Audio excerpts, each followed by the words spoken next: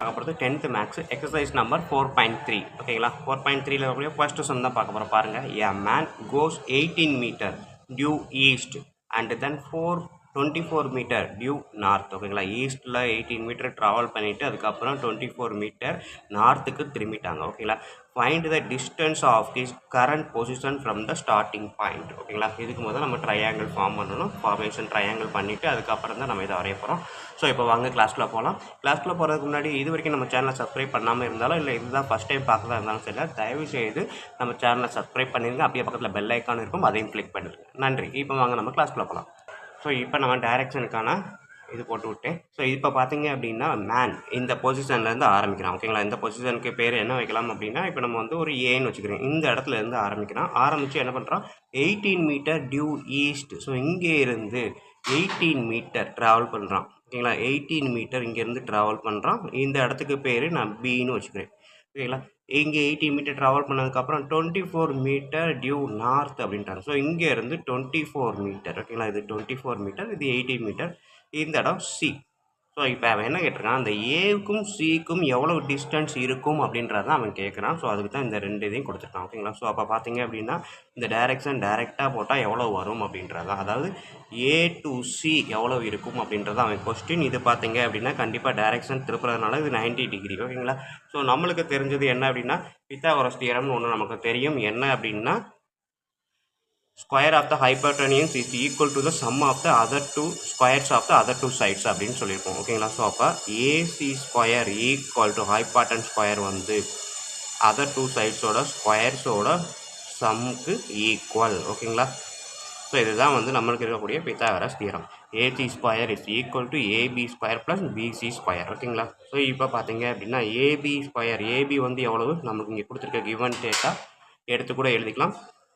So AB equal to 18, BC equal to 24. அவன் கேட்டிருக்கிறது a c equal to 8 எவ்வளவு அப்படின்றத அவன் கேட்டிருக்கக்கூடிய கொஸ்டின். ஓகேங்களா ஸோ அப்போ இந்த ஃபார்முலா படி ஏசி ஸ்கொயர் அப்படின்னா ஏபியோட ஸ்கொயர் ப்ளஸ் பிசியோட ஸ்கொயர். ஓகேங்களா ஸோ ஏபியோட ஸ்கொயர் 18 ஸ்கொயர் எவ்வளோ வரும் 324 அப்படின்றது தான் 18க்கான ஸ்கொயர். ஓகேங்களா ஸோ 324. அடுத்தது 24 ஸ்கொயர் பார்த்தீங்க அப்படின்னா எவ்வளோ வருது 576. நம்ம ஏற்கனவே சொல்லியிருக்கோம் ஒரு 25 30 வரைக்கும் போது ஸ்கொயர் நம்பர் நமக்கு தெரிஞ்சிருக்கணும் அப்படின்ட்டு. ஸோ அதன்படி பார்த்தீங்கன்னா இதில் டேரெக்டாக போட்டுடலாம். இப்போ இது ரெண்டையும் ஆட் பண்ணி பாருங்கள் 900 வரும்.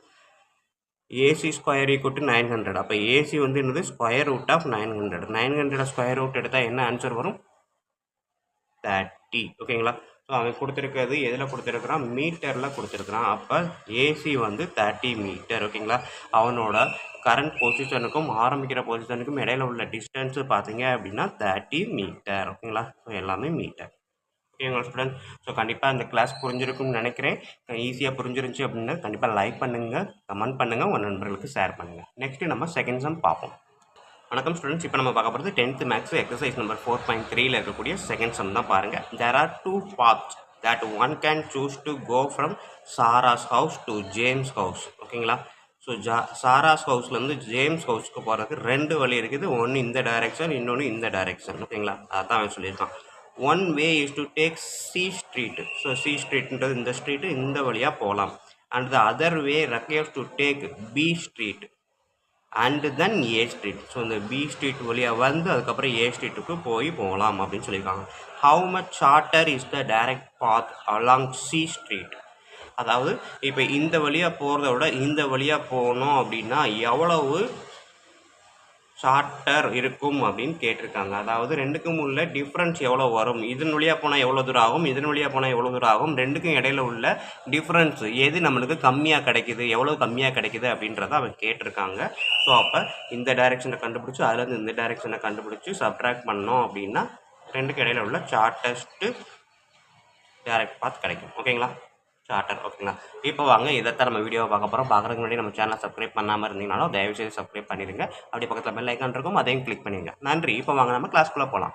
இப்போ பார்த்தீங்கன்னா கொடுத்துருக்கதா அப்படியே நான் ட்ரையாங்கிளாக ஃபார்ம் பண்ணியிருக்கேன். இது வந்து 90 டிகிரி, இது வந்து 1.5 PQ. ஓகேங்களா ஆறுன்றது இது Q, இது P, இது Q. ஸோ PQ வந்து 2 மைல்ஸு, RQ வந்து 1.5 மைல்ஸு. நம்மளுக்கு வந்து ஆர் எவ்வளவு கண்டுபிடிச்சு இதுக்கும் அதுக்கும் ஆகுறதுல எவ்வளோ வித்தியாசம் வருதுன்றதா கண்டுபிடிக்க போகிறோம். ஸோ இதை நமக்கு எப்பவும் போல என்ன பண்ணுவோம், பித்தாகரஸ் தியரம் தான். So hypotenuse square PR square is equal to sum of the squares of the other two sides. So PQ square plus QR square. ஓகேங்களா? ஸோ இதுதான் வந்து பித்தாகரஸ் தியரம், நம்மளுக்கு இருக்கக்கூடிய பித்தாகரஸ் தியரம். ஸோ இதில் வந்து பார்த்தீங்க அப்படின்னா நம்மளுக்கு கொடுத்துருக்க கிவன் டேட்டா இங்கே சைடில் எழுதிக்கிறேன். PQ வந்து எவ்வளவு 2 மைல்ஸு. நான் 2ன்றதை யூனிட்டை விட்டுட்டு நம்பர் மட்டும் எடுத்துக்கிறேன். அதுக்கப்புறம் RQ எவ்வளவு 1.5. ஓகேங்களா? ஸோ கேட்டிருக்கிறது அடுத்து நம்ம கண்டுபிடிக்க வேண்டியது PR, அதுக்கப்புறம் அந்த ரெண்டுக்கும் உள்ள வித்தியாசம். ஸோ இப்போ PR square equal to PQ square. PQன்றது 2 ஸ்கொயர் ப்ளஸ் QRன்றது 1.5 ஹோல் ஸ்கொயர்.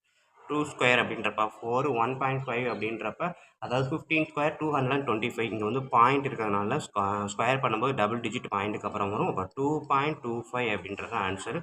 ஸோ 6.25 இது ரெண்டையும் ஆட் பண்ணால் PR ஸ்கொயர் ஈக்குவல் டு 6.25. ஓகேங்களா? ஸோ இப்போ இதை நீங்கள் பார்த்தீங்க அப்படின்னா 625 பாயிண்ட்டை எடுத்துகிட்டு யோசிச்சு பாருங்கள். 625 அப்படின்றது வேறு ஒன்றும் இல்லை, 25ஓட ஸ்கொயர் தான் 625. பட் இங்கே ஒரு பாயிண்ட் இருக்குது, பாயிண்ட்டுக்கு அப்புறம் 2 நம்பர் இருக்கும்போது ஸ்கொயர் ரூட் எடுத்தால் பாயிண்ட்டுக்கு அப்புறம் ஒரு நம்பர் வரும். ஓகேங்களா? இப்போ இந்த 2.5 ஸ்கொயர் எடுத்தீங்க அப்படின்னா பாயிண்ட்டுக்கு அப்புறம் 2 நம்பர் வரும். ஸோ இப்படி தான் யோசிக்கணும். ஸோ இது வந்து PR. ஓகேங்களா? ஸோ இதில் இருந்து இது வரைக்கும் இருக்கக்கூடிய டிஸ்டன்ஸ் பார்த்தீங்க அப்படின்னா 2.5 மைல்ஸ். ஓகேங்களா? அவன் என்ன கொஸ்டின் கேட்டிருக்கான் அப்படின்னா இதுலேருந்து இது வரைக்கும் உள்ள டிஸ்டன்ஸை கேட்கல. இதுலேருந்து இது வரைக்கும் ஆகக்கூடிய டிஸ்டன்ஸு இப்படி போனால் ஆகக்கூடிய டிஸ்டன்ஸு இப்படி போனால் ஆகக்கூடிய டிஸ்டன்ஸை விட எவ்வளோ கம்மியாக இருக்கும் அப்படின்றதான் கேட்டிருக்கான். அப்போ நம்ம என்ன பண்ண போகிறோம், இந்த சார்ட்டர் பாத் கண்டுபிடிக்க போகிறோம். இந்த shorter of the path direct path equal to என்னது, இங்கே இருந்து PQ ப்ளஸ் QR. ஓகேங்களா? இதுக்கும் மைனஸ் இந்த வழியாக போகக்கூடியது PRக்கும் உள்ள difference. So PQ plus QR அப்படின்றப்ப இது 2, இது 1.5. So 2 plus 1.5 minus 2.5. இது ரெண்டையும் ஆட் பண்ணால் 3.5. இது ரெண்டையும் இது வந்து ஜஸ்ட் 2.5 தான். ஓகேங்களா? ஸோ அப்போ 3.5 மைனஸ் 2.5 எவ்வளோ வருது, 1 மைல்ஸ். மைல்ஸ் கிடையாது, மைல் தான். ஓகேங்களா?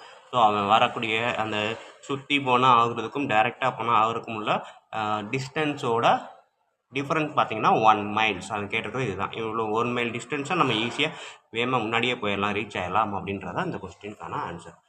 ஸோ பாருங்கள், வீடியோ பாருங்கள், கண்டிப்பாக பிடிச்சிருக்கும், ஈஸியாக புரிஞ்சிருக்கும்னு நம்புகிறேன். அப்படி புரிஞ்சிருந்ததுக்கு வீடியோவும் பிடிச்சிருந்தது அப்படின்னா கண்டிப்பாக லைக் பண்ணுங்கள், கமெண்ட் பண்ணுங்கள், உங்கள் நண்பர்களுக்கு ஷேர் பண்ணுங்கள். அவங்களும் பயனடைவாங்க, கூடவே நானும் பயனடைவேன். நன்றி. அடுத்த வீடியோவில் பார்ப்போம்.